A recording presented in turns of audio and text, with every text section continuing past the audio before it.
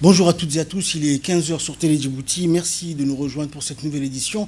Voici les titres. Le président de la République a adressé un message de félicitations à son homologue réélu de Zambie.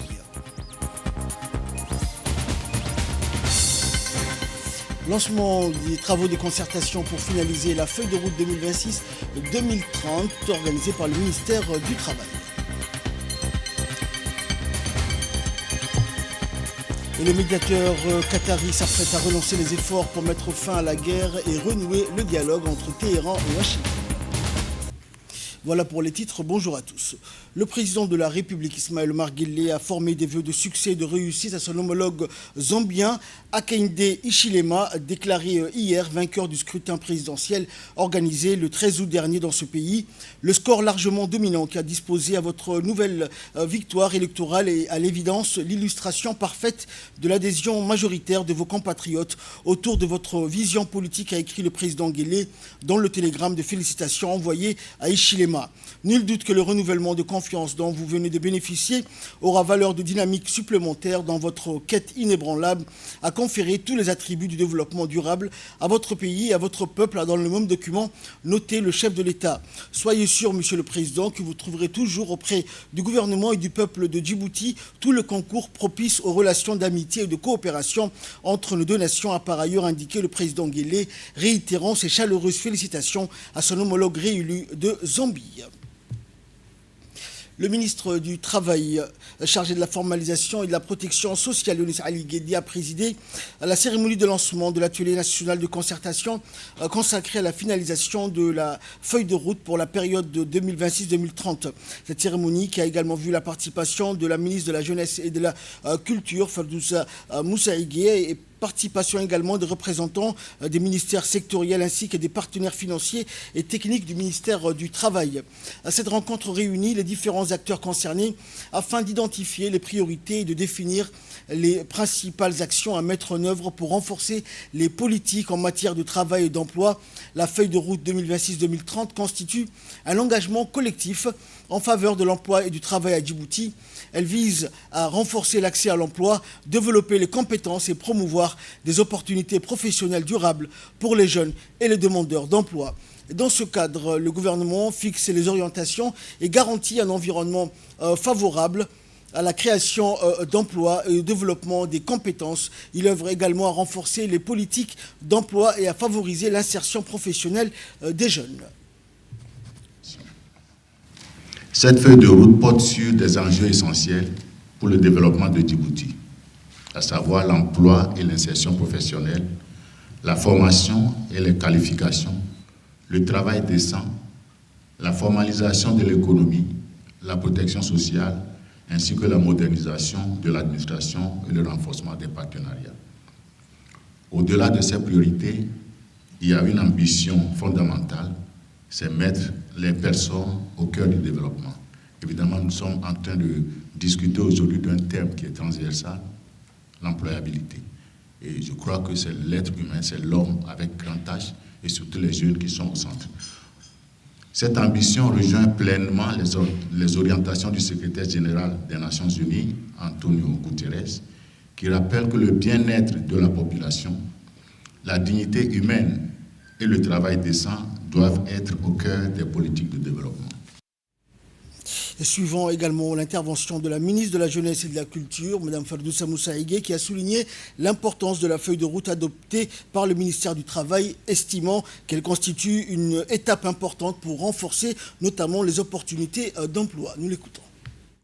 Cet atelier national de concertation et de validation de la feuille de route n'est pas une simple étape administrative. Il engage le devenir de notre jeunesse et avec elle, l'avenir de notre nation. Je salue l'ambition de cette feuille de route 2026-2030 à laquelle mon département est fier de contribuer, car nous partageons une même certitude. Insérer un jeune dans la vie professionnelle, c'est lui rendre sa place, son droit de bâtir son propre avenir. Avec cet atelier, nous nous inscrivons pleinement dans les chantiers tracés par son Excellence, M. Ismaël Omar Guelleh, président de la République, qui a fait de la jeunesse et de la valorisation de leurs talents une priorité nationale. C'est avec cette ambition présidentielle qui guide notre action commune avec la vision de Djibouti 2035. Notre étude sur l'emploi et les industries culturelles et créatives l'ont démontré. L'économie mauve est un véritable gisement d'emploi pour notre jeunesse. La culture forme les talents, le travail leur ouvre les portes. Nos deux ministères sont les deux mains d'un même geste. C'est pourquoi je propose que nous avancions désormais ensemble, autour d'interventions conjointes, concrètes et partagées. Que cet atelier soit le point de départ d'une alliance durable au service de notre jeunesse. Et le ministre du Travail a souligné de son côté que cette rencontre marquait une étape importante pour définir de manière concertée les priorités qui guideront l'action du gouvernement au cours des 5 prochaines années. Nous sommes réunis aujourd'hui pour définir l'ensemble des priorités qui guideront nos actions au cours des 5 prochaines années. Nous sommes réunis pour répondre à une question fondamentale. Comment faire en sorte que la transformation économique de Djibouti crée davantage d'opportunités pour nos concitoyens, en particulier pour notre jeunesse et nos femmes, tout en construisant un marché de travail plus moderne, plus inclusif et plus protecteur. C'est autour de cette ambition que doivent s'inscrire nos échanges au cours de ces 2 journées. Mesdames et messieurs, Excellence Madame la Ministre, sous la haute impulsion de son Excellence, le président de la République, Al-Hajj Ismaïl Omar Guelleh, notre pays a engagé une transformation profonde de son économie. Djibouti a renforcé ses infrastructures, développé ses capacités logistiques, consolidé sa connectivité et affirmé davantage son rôle stratégique dans la région. Ces transformations ont ouvert de nouvelles perspectives, mais elles nous imposent également une nouvelle exigence. Faire en sorte que les bénéfices de cette transformation se traduisent davantage en emploi, en compétences et en opportunités pour notre population. Mesdames et messieurs, la feuille de route 2026-2030 doit constituer un véritable instrument de transformation de l'action du ministère.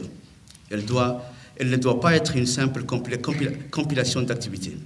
Elle doit être un cadre clair, cohérent, opérationnel, permettant de définir nos priorités, de préciser les responsabilités, de mobiliser les ressources et surtout de mesurer les résultats. Notre action devra notamment s'articuler autour de plusieurs priorités: l'emploi et l'insertion professionnelle, le développement et l'adéquation des compétences avec les besoins de l'économie, la promotion du travail décent et du dialogue social, la formalisation de l'économie et le renforcement de la protection sociale, la modernisation de l'administration du travail. Le gouvernement doit fixer les caps et garantir un environnement favorable. Le secteur privé doit être davantage associé à la définition des besoins en compétences, à la formation et à l'insertion. Les organisations d'employeurs et les organisations syndicales doivent être pleinement associées au dialogue social et à la construction des politiques du travail. Nos institutions publiques doivent renforcer leur coordination. Et nos partenaires techniques et financiers doivent accompagner les priorités nationales dans une logique de complémentarité et de résultats. Dans l'actualité également, le ministère délégué à la décentralisation a organisé aujourd'hui à Dikil la 3e et dernière étape de sa tournée de sensibilisation dans les régions du Sud consacrée à la lutte antivectorielle et à la présentation d'Aquabac avec l'appui technique de Djib Pharma. Cette dernière étape a permis de poursuivre les échanges avec les acteurs locaux et de recueillir leurs besoins en matière de prévention et de lutte contre la prolifération des moustiques. La rencontre de Dikil a notamment réuni les représentants des autorités et de l'administration régionale. Les échanges ont porté sur les problématiques rencontrées sur le terrain, notamment dans les zones agricoles et les espaces susceptibles de favoriser la prolifération des moustiques.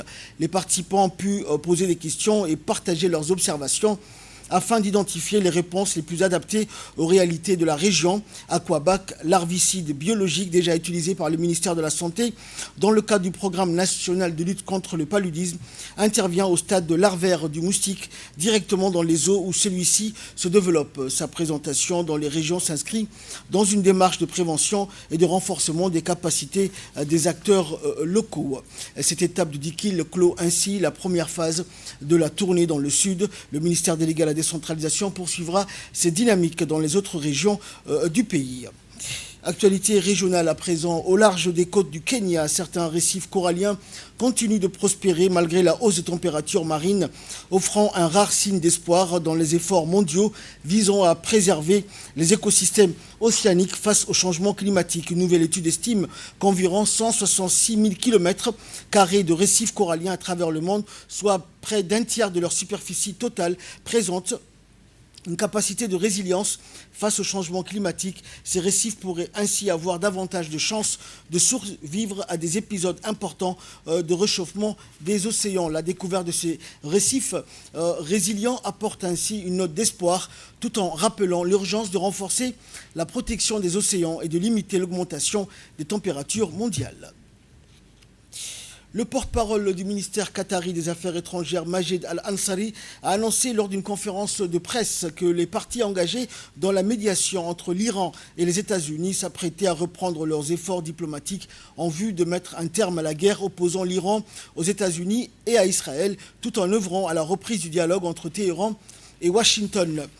Et l'accord entre Téhéran et Mascate intervient dans un contexte de forte tension régionale marqué par les répercussions de la confrontation entre l'Iran, les États-Unis et Israël. La sécurité de la navigation dans le détroit d'Ormuz constitue ainsi un enjeu majeur pour la stabilité régionale et pour les marchés mondiaux de l'énergie.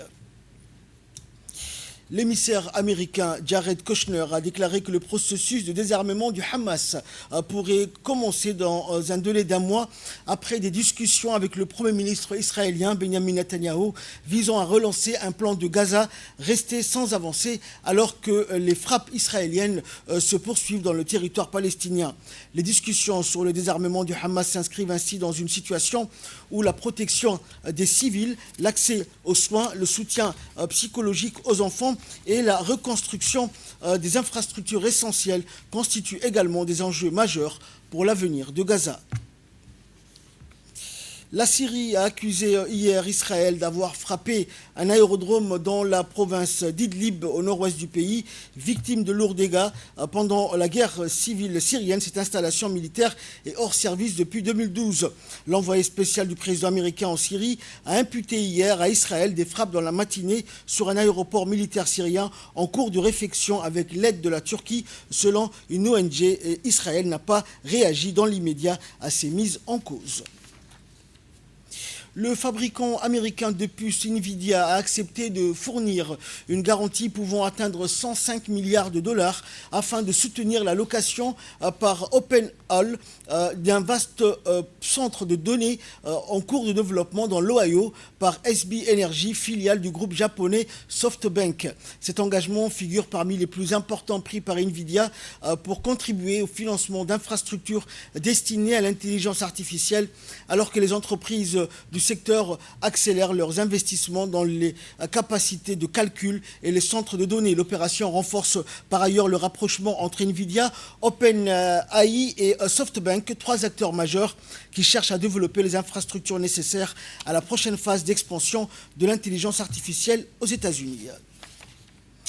Et enfin, alors que les températures estivales augmentent au Japon, de nombreux agriculteurs, notamment parmi les plus âgés, adaptent leurs horaires de travail et privilégient les périodes nocturnes ou les premières heures de la matinée lorsque les conditions sont plus tempérées. Ce changement s'inscrit dans une démarche d'adaptation du secteur agricole japonais à l'évolution des conditions climatiques.